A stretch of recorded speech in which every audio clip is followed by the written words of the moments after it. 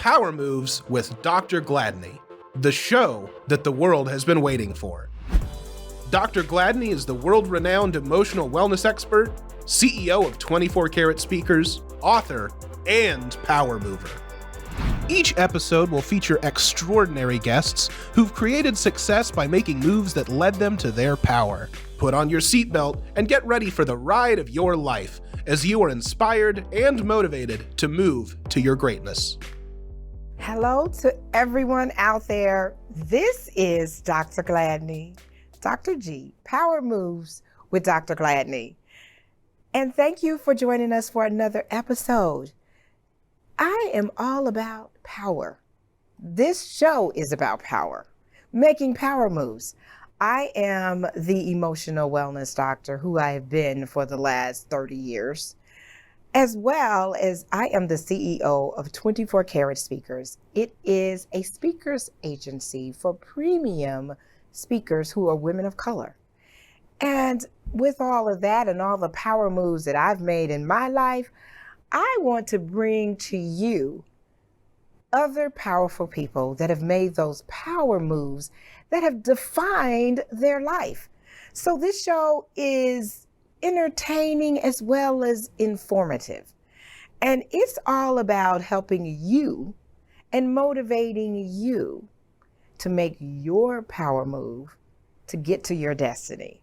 So we're excited, and we have another powerful guest joining us today. And you're going to learn so much. It's probably nothing that you've ever thought about. So let me bring in Mr. Johnny Wallace.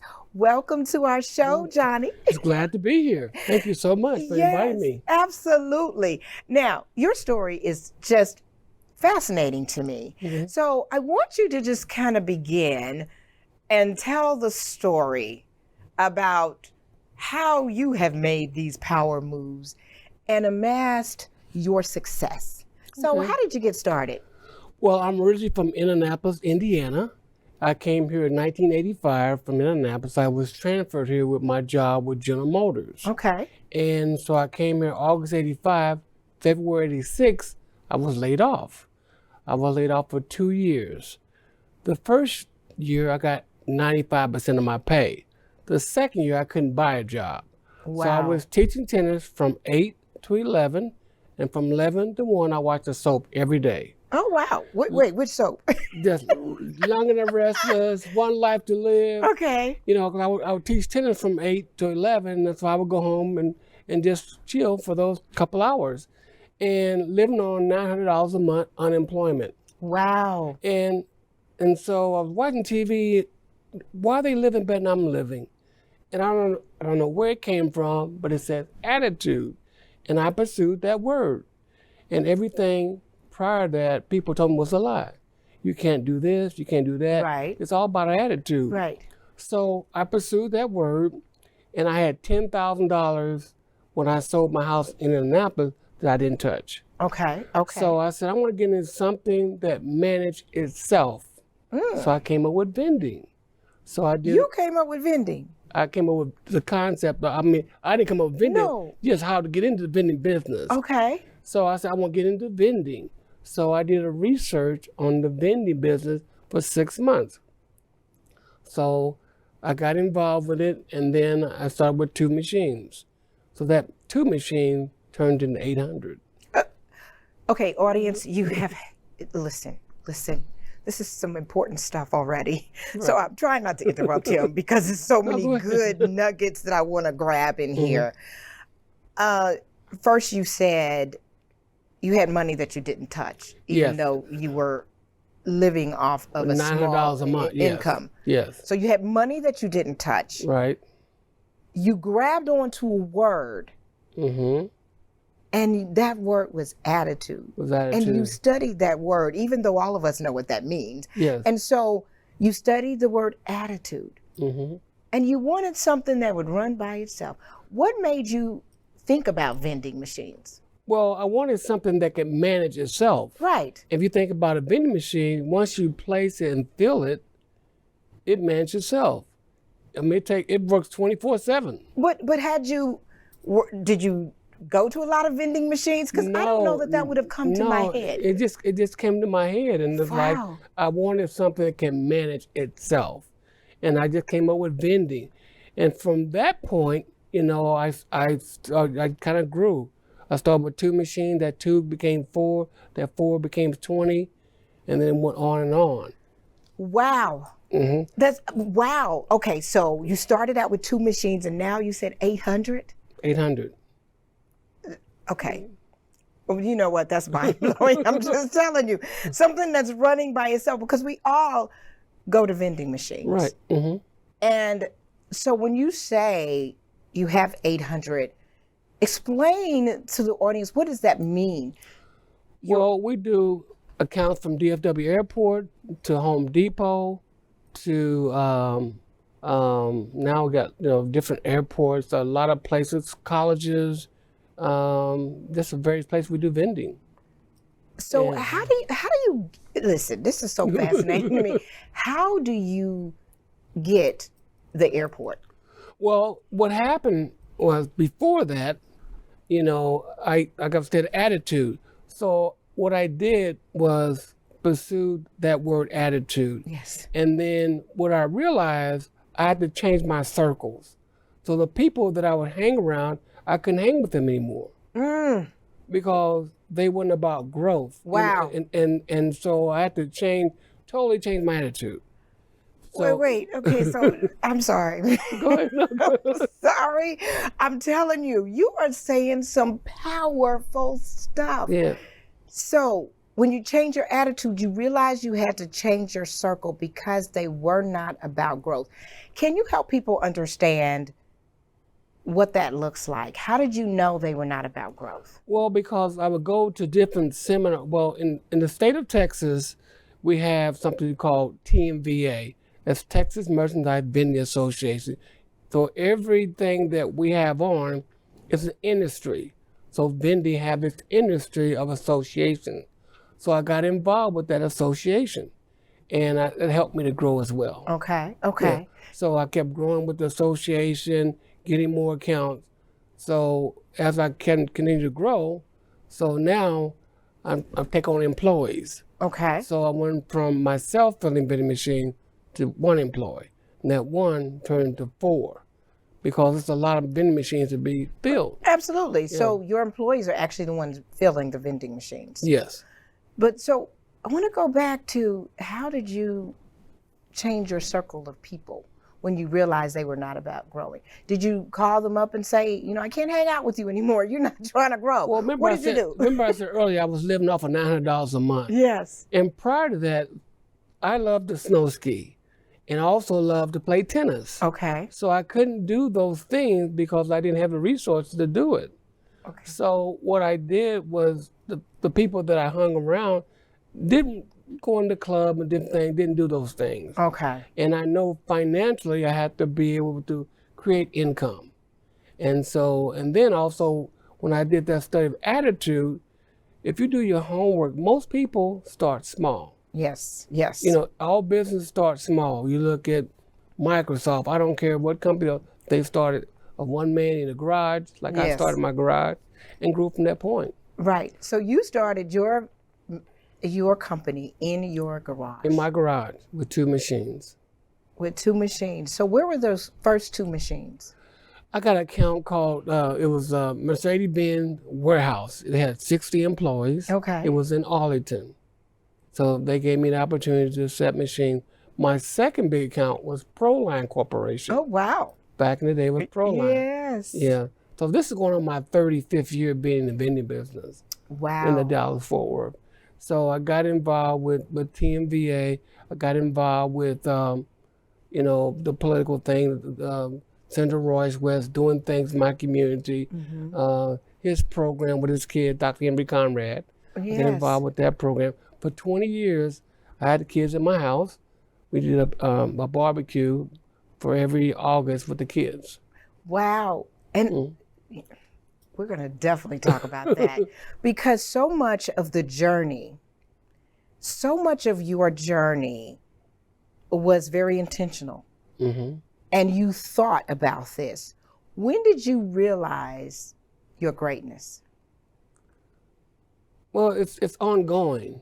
Okay. I'm great now, but I can be greater Okay. because it's not the end, it's not the journey. It's got to have that journey. You got to Right. keep growing. It's not the end; it's the journey. Right. So I'm continuing this journey along in the vending business and involved in my community. You have to give back. Once you give back to your community, you learn how this system works Right. and how you can be a part of this system. Right. And once you're in part of that system, you can't rob, steal. You got to be a part of it. Right. And once you're a part of it, you can grow. Okay. So now, what would you say was that one move that you made that put you on the path to success? I guess my involvement in TMVA, being around other operators, Okay. that was the one that when I saw how other operators made it, and like I said, in that industry, there wasn't too many people of color in vending. Mm-hmm. And then once I get involved, started growing it, and got politically, they made me an honorary Texan. Oh, wow. Yeah, so in 2000 and something, 2002, I became an honorary Texan. Really? So I kid with most Texans. I said, I'm more Texan than you are. I know. They said, no, you're not. I said, yes, I am. Because my company, AmeriTex Vending Company, is the largest African-American vending company ever in the state of Texas. So that little kid from Indianapolis come to Texas in 1985 to be able to grow that. So if I can do it, anybody can do it. Wow. So you've been recognized. Mm-hmm. Again, do you recognize your greatness to other people and your influence? Yes, I recognize, and what I want to do is pass that on. Okay. It's that journey. Yes. And so I can be greater at it, but now I want to pass it on and do other things. Now, I've been doing it for 34 years. Yeah. So it's time for me to step aside, and I want to travel. Oh, okay. Yeah, but I'm going to still be involved with it, but not as the intensity that I was before. Okay, so as it's I not grow. like you want to sell the company. You're just going to step down from a lot of the duties. Well, I would love to sell. That's another thing about my business, AmeriTex. We're part of Canteen. okay. Canteen is the largest vending operation in the United States. We do $3.7 billion in the vending market. There's probably 170 franchise.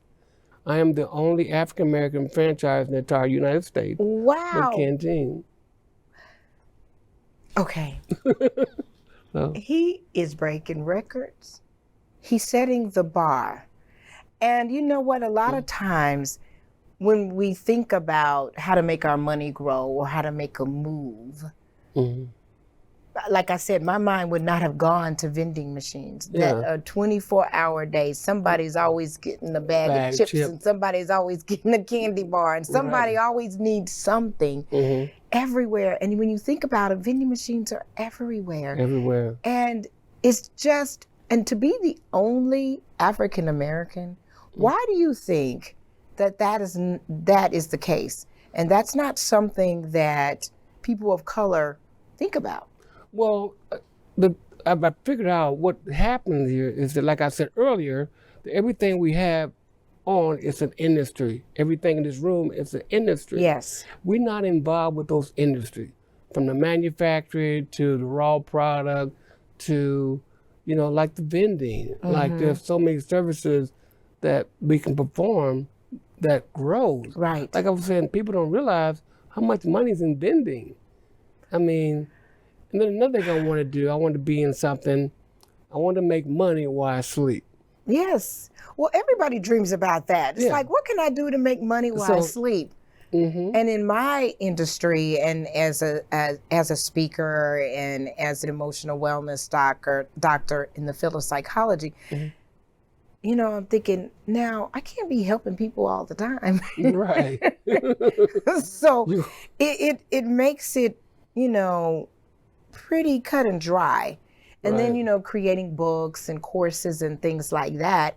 But still, that's not going to be 24 hours a day. Somebody's usually not up 3 o'clock in the morning looking for a course to buy. Some people are, but it's just, it's not in the numbers that you need to feel like you're amassing wealth. Well, there's probably other ways you can probably grow those numbers. Yes. But just like in my industry, now we not only do vending, there's several income streams in the vending industry. Now there's micro market, there's coffee, there's pantry service. We got all these things that came along lately in the vending industry. Wow. So, from the vending machines now to the micro market. Right. In the micro market, the whole different concept of vending. It's like a little mini store that you put up, and we have 10 of those. 10 of those. So I went from 2 machines. Now we service about 190,000 people a month. Wow. And I don't know none of them. You don't even know who your customers are. Talking about customer service. I just got to make sure that the machines are clean, filled, and working. And you know what? They don't even care. They don't care. They want just their want chips. their chips. They want that candy bar, and they want that soda. That's all they want. Wow. And they want it clean. They want it, and they get on. So if you have a location with 100 people, every day 65% will buy every day on their break. Wow. You are over a lot. You run a lot. How do you maintain your emotional wellness? Well, I love to play tennis. I love to travel, and I love being positive, seeing things work. Yes. When I change my attitude, it changes to being positive. Yes. And seeing the good things in life, not the bad things in life. And the things I can control, I can control. The things I can't control, I let it go. You know what? Those are the tips that I give people with emotional wellness tips that only focus on the things that you can control. Right. The rest of everything, you're wasting your energy and your time. Yeah. So you are just speaking my language.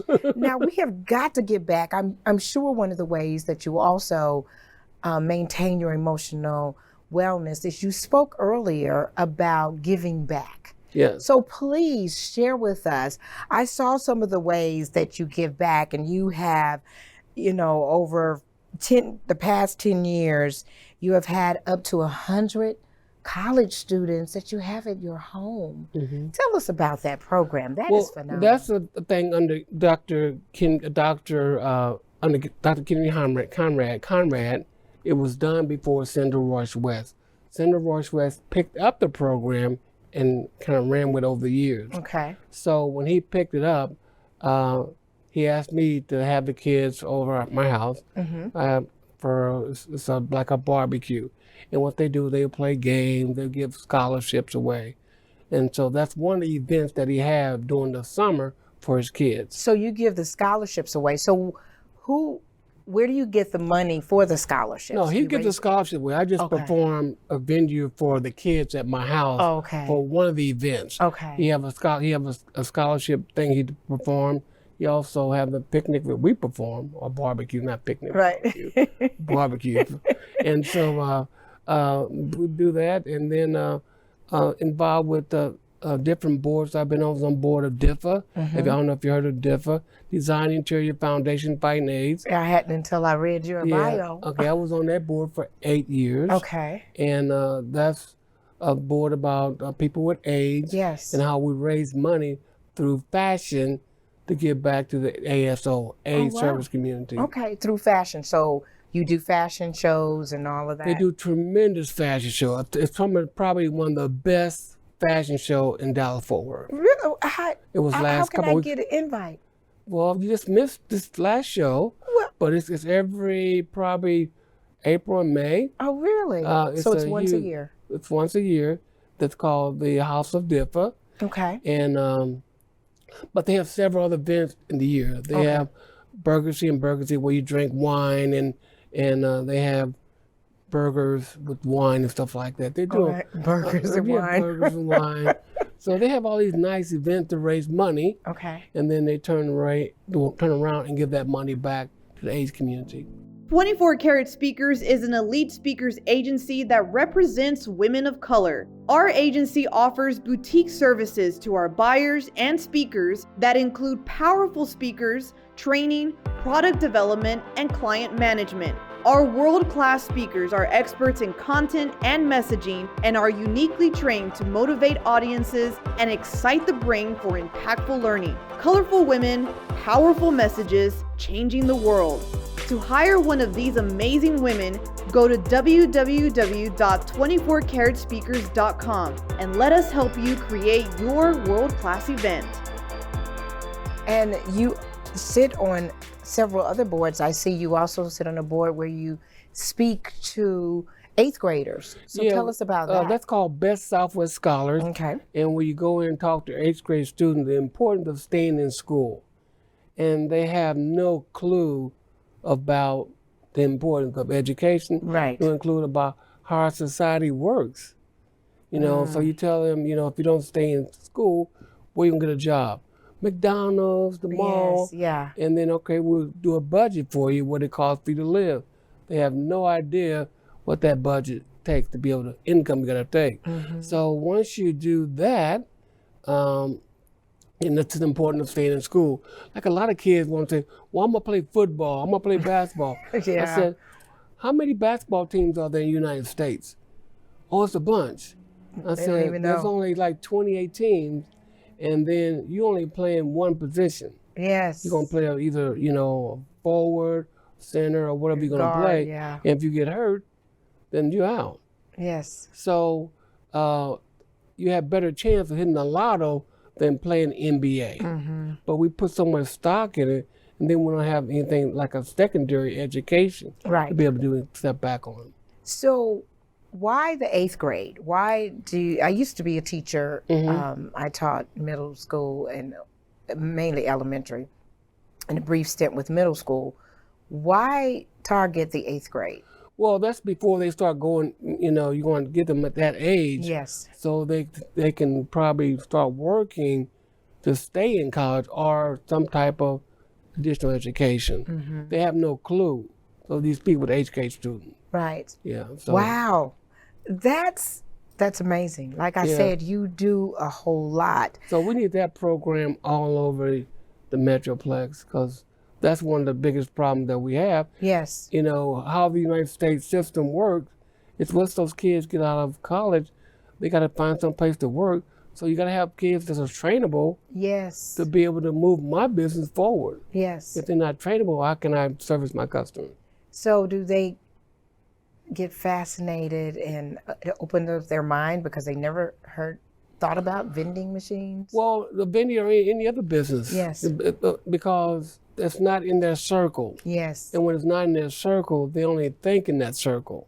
So you try to bring them out of that circle to think about other things, how other communities survive and live, and stuff like that. Right.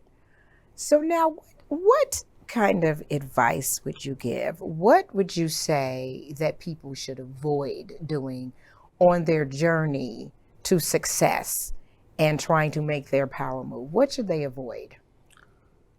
I think one of the things that avoid being negative around negative people and find out how you can be a part of this community in a Okay. positive way. It's a lot of growth here. It's a lot of growth. I'm thinking of Dallas-Fort Worth. Yes. When I first moved here in 1985, it was 3 million people.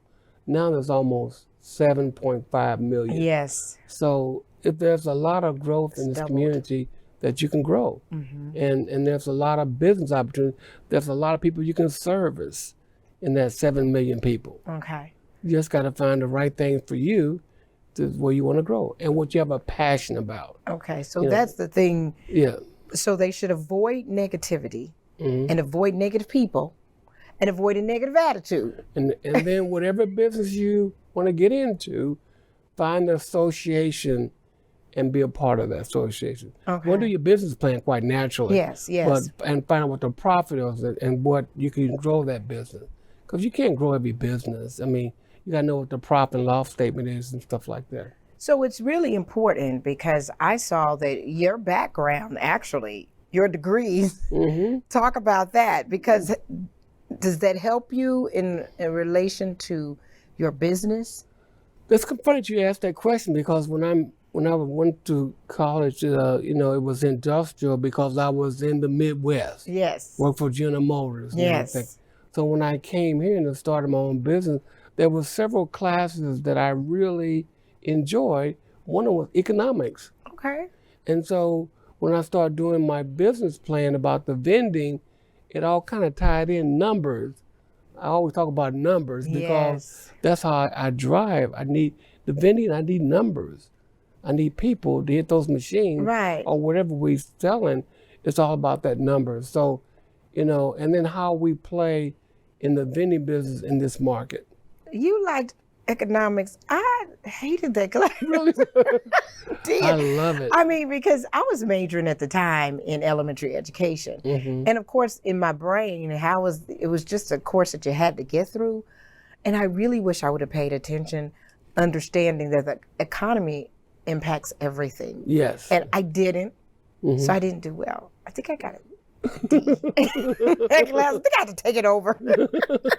But I'm glad that was something that you focused on. And of course, as a business owner, I know now how important the economics are in understanding numbers, understanding how everything works, the checks and balances. Exactly. And knowing, like you said, everything in here has an industry. And we don't think about that. We're just consumers.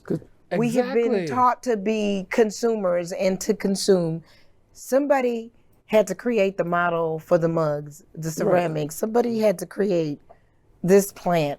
I mean, we don't think about that. Somebody had to create my pink power chair here. Somebody created this. Those buttons on that pink power chair. And the buttons on there. Yeah. We don't think about that. Somebody making millions of dollars on those buttons. Yeah. So how can we help people to think bigger? How can we help them to expand their mind? Would you say that every time we walk into something, we look around and say, is this an industry I could be a part of? Because it seems like if you haven't heard about it, if it's not in college, if it's not a business that is out there that people really hear about, then we think there's no other opportunities. But here in America, we always talk about the land of opportunities, and other people seem to come over here and do pretty darn well. Yeah. It's just the Americans here that feel like, well, I can't do this, I don't know that, I don't have this skill. So what would you say, how can we grab into people's minds and expand them? Well, I think, whatever you want to do, a lot of time people glorify stuff. If you're not this, you're not that, then it's not glorified. That's the way a lot of African Americans think. Yes. And if you this, it's so many things that people are making millions of dollars with quietly. Yes. Yeah, so like I was saying, I'm the only one of color. But when I go to my owners meeting, there's people from all over the United States, from California to New York, up into Maine, that's doing $50 million a year in vending. But if you see them, they just in a t-shirt or just, you never think he'd make that much money. So why do you think, particularly for people of color, particularly for our community, that we focus on flash? We focus on flash, yes. Showing, even though you don't have it. So all of this stuff matters, how you look and your cars, but you really haven't amassed the wealth. Because I've read the book, The Millionaire Next Door, and a lot of times it is the quietness. Right. So you don't have to flash. Why do you think we got that backwards? Because that's in our circle. We don't think outside that circle. We think that we glorify that flash. You got the car, you got this. When the cars are the worst investment ever. And we love them. Everybody wants to have a car with a label. Right. Yeah. But I love cars as well. Yes. But I'm not gonna go buy a new Porsche, for $200,000 when I can get one for a fraction of that cost. Yes. Because it's 2 years old. Yeah. And how far I'm going to drive that Porsche? Yes, I'm not going to drive it every day. This is going to be the flash vehicle. I know. And what are we flashing? Right. Yeah. I guess we just want everybody to think that you're wealthy, that you think you're wealthy, but That's not wealth. Yes. Yeah. And I drove an 18-year-old car for a long time. And nobody would see my car. Now, when the air conditioner everything went out, I was like, okay, we need to step it up. But what it taught me during that period is that I am not my car. No, right. I am not what I drive. Mm-hmm. My knowledge, me being a doctor, my education, my experience, all of that was still intact. Uh-huh. I was arriving places sweating. I was sweating. But I didn't have a car payment. Mm-hmm. And it taught me the humility that do not mix up your identity. Yeah. Because we do get caught up in our things. Yeah. And that is more meaningful than what you can deposit into somebody's life. And so, so that's really interesting. So everybody out there, let's try to get our minds reconfigured. Let's recalibrate. Just recalibrate your mind when we're thinking of wealth, when we're thinking of these things. So I want you to kind of recap those. I think it was 3 things that you really said that set you on this course. Mm-hmm. Correct me if I'm wrong, your attitude. Mm-hmm. You surrounded yourself with the right people. Mm-hmm. You had to get rid of some folk. I did. You had including family members. Now see, that's a whole nother show. He said he had to get rid of some of his family. Mm-hmm. People out there know you got some family that's holding you back. I'm not saying don't talk to them anymore. I'm just saying that you have to switch. And I understand that because when you're on a journey to success, everybody can't go with you. No. Everybody don't want to go with you, actually. People kind of hold you back through what they say, their attitudes. And so when you're trying to get somewhere. So you had to shave off your circle. Mm-hmm. And then you surrounded yourself with like-minded people. That were successful. Mm-hmm. That were where you were trying to go. In my business. And so a lot of times, what I learned from that is that a lot of people, when you are successful, they're jealous. Yes. And then they're gonna say things, you can't do this, you can't do that. How can I tell you about something I don't know anything about? Right. How can I tell you about the vending business? We don't own the first vending machine. Right.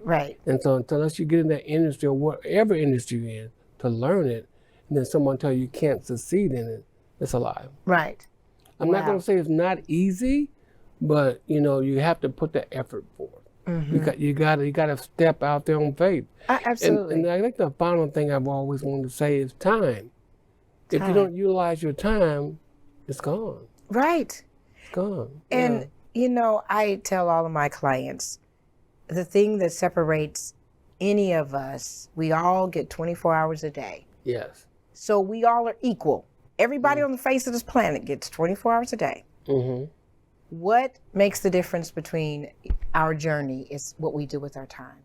Right. And I don't think people understand that because a lot of time is wasted on a lot of non-productive things that are not getting you closer to any financial goal, to any goals. We're wasting our time. Mm-hmm. Lots of TV shows, lots of scrolling on the internet and on some of the social medias. We love social media now. I'm not, not knocking that, but not managing our time. So is that what you mean? Yeah, I remember when I was first going through this thing about being unemployed, and I used to listen to a lot of Earl Nightingale. He was like a father figure to me, and so he was talking about this one plant that shut down. And the people said, well, the plant owed me this, they owe me that. And he said, you have 24 hours in a day, you sleep 8. Yes. You work for somebody 8, you have another 8 hours. Mm-hmm. So in those 8 hours, you can become a rocket scientist. Absolutely. Utilizing your time over a period of time. Right. But you got to utilize your time. And you have to be intentional. Yeah. You have to have a plan. That's what you say, I'm gonna change my life. Right. But you have to have an intent and a plan. And the other thing I want to throw in there, you said to do the research. Yes, please. Yeah. Do the research. Yeah, because it's so bad, and like the vending business, we went from, coins Yes. to the dollar bill acceptor. Yes. Now 78% of our revenue is credit cards. Oh, wow. 78%, and it's growing. And I guess the last time I was still putting in my dollar. Last time I got something. Wow, this has been incredible. So it's really been a fantastic journey being in this business, and so now I'm able to pass it on.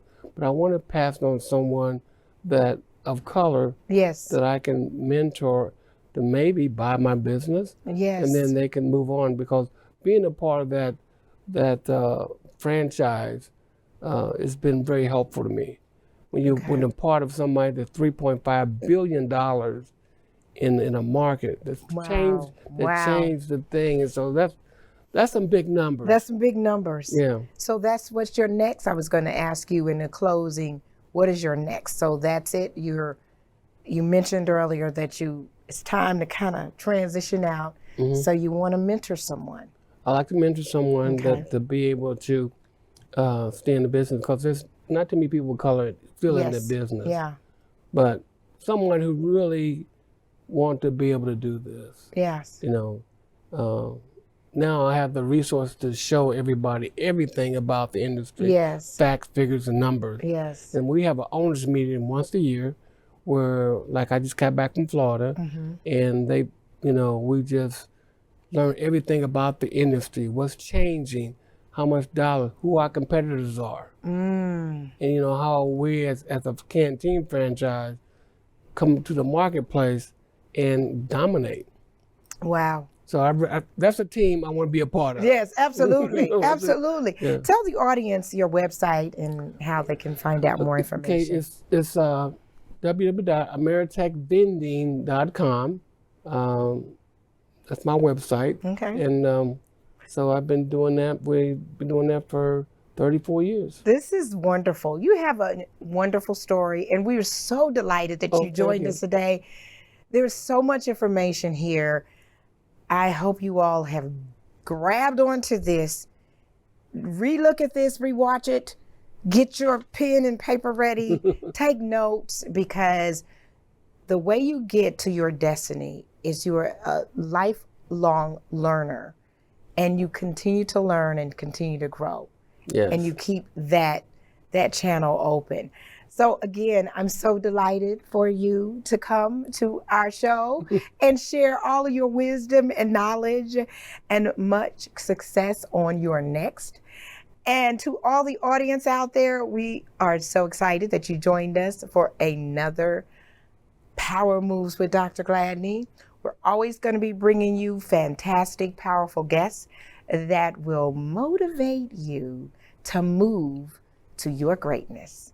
This is Dr. Gladney, Dr. G. Until the next time, have a powerful day.